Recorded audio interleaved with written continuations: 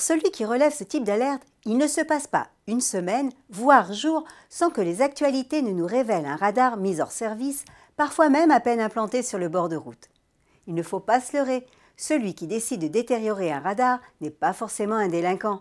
Mais arrivé à un moment, l'envie de montrer au gouvernement son ras-le-bol d'être pris pour un pigeon, de revendiquer une cause pour laquelle il n'arrive pas à se faire entendre, peut amener un individu lambda à s'exprimer un peu plus violemment qu'un autre. Or, un tel acte est un délit répréhensible. Et les sanctions sont en fonction de la gravité des dégradations. Détériorer un radar, c'est s'en prendre à un bien public.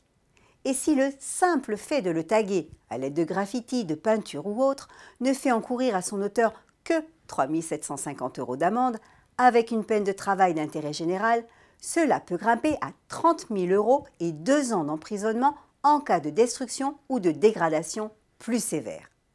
Pire, ces mêmes infractions sont passibles respectivement de 15 000 € avec une peine d'intérêt général et de 75 000 € d'amende et 5 ans d'emprisonnement lorsque ces infractions sont commises par plusieurs personnes, auteurs ou complices, ou au préjudice de toute personne dépositaire de l'autorité publique.